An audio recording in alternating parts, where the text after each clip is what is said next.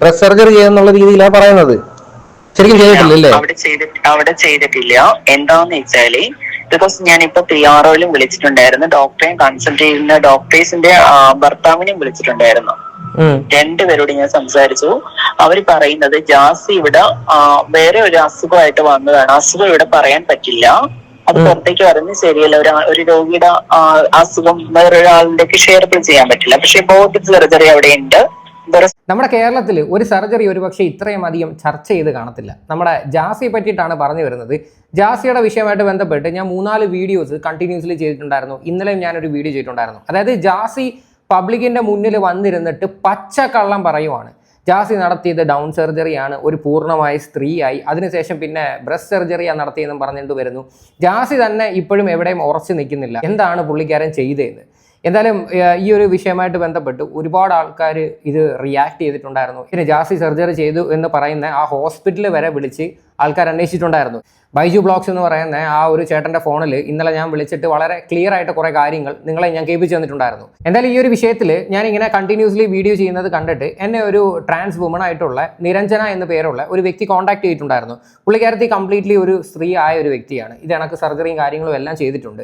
അപ്പം ഈ ജാസിയെ പറ്റിയിട്ട് കുറേ കാര്യങ്ങൾ ഡീറ്റെയിൽ ആയിട്ട് എന്നോട് പറയുന്നുണ്ട്. ഏകദേശം 10-11 മിനിറ്റോളം നീളമുള്ള ഒരു വോയിസ് ഞാൻ ഈ ഒരു വീഡിയോയിൽ വെക്കുന്നതായിരിക്കും. നിങ്ങൾ ആ ഒരു വോയിസ് ഫുള്ള് കേട്ടിട്ട് ഇതിൻ്റെ അഭിപ്രായം പറയണം. പിന്നെ ഈ ഒരു വോയിസിനകത്ത് പറയുന്ന കാര്യങ്ങൾ സത്യമാണോ ഇല്ലയോ എന്ന് പ്രൂവ് ചെയ്യേണ്ടത് ജാസിയുടെ ഉത്തരവാദിത്വമാണ്. കാര്യം ഇത്രയും വലിയൊരു കോൺട്രവേഴ്സി ഉണ്ടായിട്ടും ജാസി ഇതുവരെയും എന്ത് സർജറി ചെയ്ത എൻ്റെ മെഡിക്കൽ സർട്ടിഫിക്കറ്റോ കാര്യങ്ങളോ ഒന്നും പബ്ലിക്കിന്റെ മുന്നിൽ കാണിച്ചിട്ടില്ല. പിന്നെയും വന്നിരുന്നിട്ട് പച്ച കള്ളമാണ് പറയുന്നത്.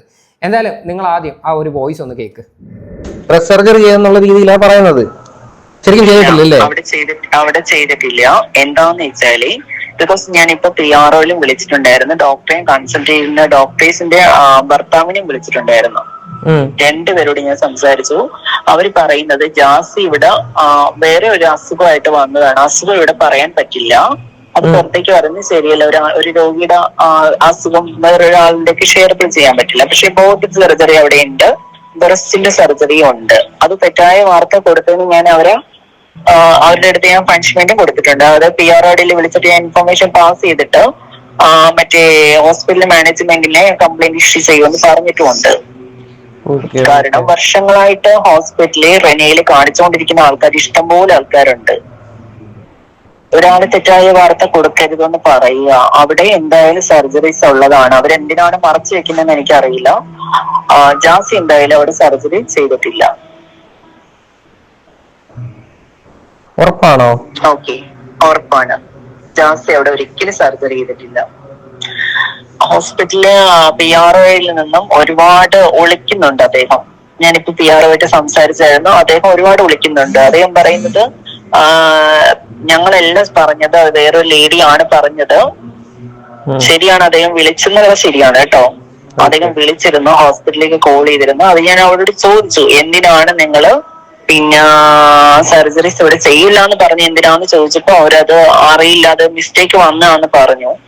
പക്ഷേ എന്തായാലും ജാസി ഇവിടെ സർജറി ചെയ്തിട്ടില്ല. സർജറി ചെയ്യുന്നതിന് ഒരുപാട് കടമകളുണ്ട്. പെട്ടെന്ന് എടുത്തു പിടിച്ചെന്ന് പറഞ്ഞൊരു ലേഡി ആകാനൊന്നും ആർക്കും പറ്റില്ല. അതിന് ഹോർമോൺ ട്രീറ്റ്മെന്റ് തുടരണം, അതിന് ഒരുപാട് കാര്യങ്ങൾ ഫോളോ അപ്പ് ചെയ്ത് പോയാൽ മാത്രമാണ് ചെയ്യാൻ പറ്റുള്ളൂ. ഈ ജാസി ഫുൾ ടൈം 24 hours ആയിട്ട് പുറത്ത് നടക്കുന്ന ഒരാളെങ്ങനെയാണ് ഇതിന് റെസ്റ്റും കാര്യങ്ങളൊക്കെ ഉണ്ട്. പെട്ടെന്ന് എടുത്ത് പിടിച്ചോന്ന് പറഞ്ഞ ഒരാൾക്ക് ചെയ്യാൻ പറ്റില്ല. അവൻ എന്തിനാണ് ഇങ്ങനെ ഞാൻ അവനെന്ന് തന്നെ വിളിക്കുന്നുള്ളൂ. കാര്യം വെച്ചാല് കാരണം അതുപോലെയുള്ള കാര്യങ്ങളൊക്കെയാണ് കാണിച്ചു വെക്കുന്നത്. ഞങ്ങളെ പോലെയുള്ള ആൾക്കാരെ അല്ലേ അപമാനിച്ചുകൊണ്ടിരിക്കുന്നത്. അത് ഒന്നെങ്കിൽ ജാസി അത് വെളിപ്പെടുത്തണം, ഇതാണ് സംഭവം ഞാൻ ചെയ്തിരിക്കുന്നത്. അതൊന്നും വെളിപ്പെടുത്താണ്ട് ഹോസ്പിറ്റലിന് സർട്ടിഫിക്കറ്റ് ഒക്കെ വേണം. ഇതിന് ഓപ്പറേഷൻ കഴിഞ്ഞ് കഴിഞ്ഞാൽ സർട്ടിഫിക്കറ്റും കാര്യങ്ങളൊക്കെ കൊടുക്കും. അതൊക്കെ എന്തെങ്കിലും ചോദിക്കാതെ നിങ്ങള് ഡോക്ടർ എഴുതി കൊടുക്കും സർജറി ചെയ്തതിന്റെ സർട്ടിഫിക്കറ്റ്. അതൊന്നും വെളിപ്പെടുത്താതെ ഞാൻ സർജറി ചെയ്തെന്ന് പറഞ്ഞ് ഓടിപ്പോയി സർജറി ചെയ്യുന്ന സംഭവമാണോ ഇത്? ബ്രസ്റ്റ് എന്ന് പറഞ്ഞാല് അതൊക്കെ നോക്കണം. അതൊക്കെ നോക്കിയിട്ട് ഡോക്ടർ ചെക്കപ്പ് ചെയ്ത് പിന്നെ ഡേറ്റ് കൊടുക്കും. ഡേറ്റ് എടുത്ത് ഹോർമോൺ സ്റ്റാർട്ട് നിർത്തി വെക്കണം, 1 മാസമെങ്കിലും നിർത്തി വെക്കണം. ജാസി ഹോർമോൺ ഒന്നും എടുക്കുന്നുണ്ടോ ഇല്ലെന്ന് എനിക്കറിയില്ല. ഹോർമോൺ ടാബ്ലറ്റ് നിർത്തി വെക്കണം. സർജറി ചെയ്യുന്നതിന് മുന്നേ ഹോർമോൺ ടാബ്ലറ്റ് നിർത്തി വെച്ചതിന് ശേഷം മാത്രമാണ് അവിടെ അവര് ഡേറ്റ് തരും, സർജറിക്ക് ഇന്ന ഡേറ്റ് തരും. ആ ഡേറ്റ് പ്രകാരം മാത്രമാണ് സർജറി ചെയ്യാൻ പറ്റുള്ളൂ.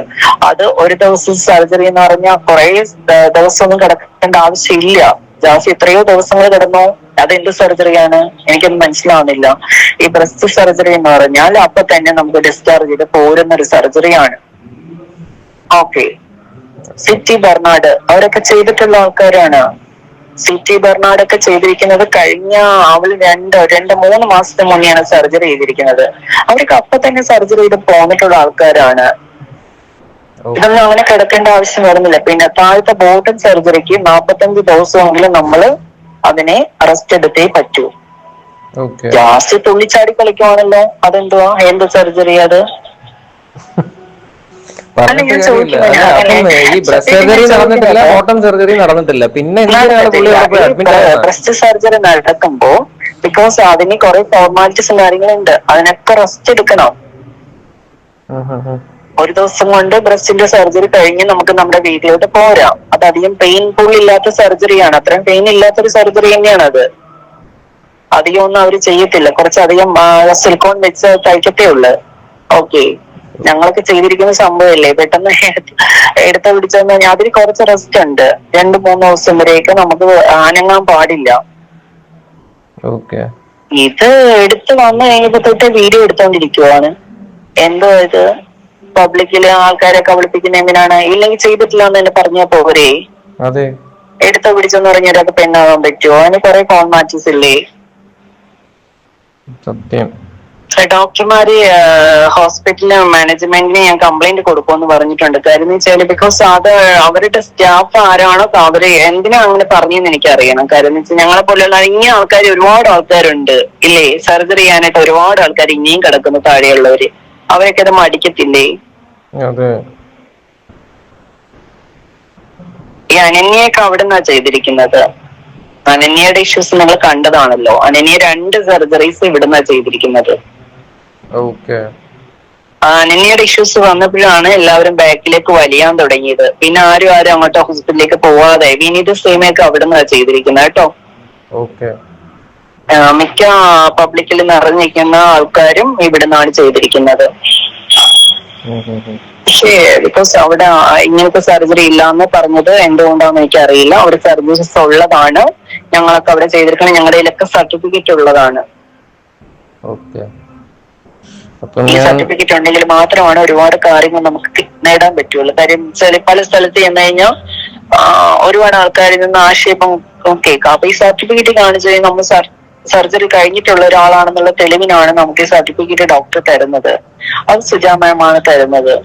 സുജാ മാമിന്റെ ഭർത്താവ് പുള്ളിക്കാരനാണ് ബോട്ടം സർജറി ചെയ്യുന്നത്.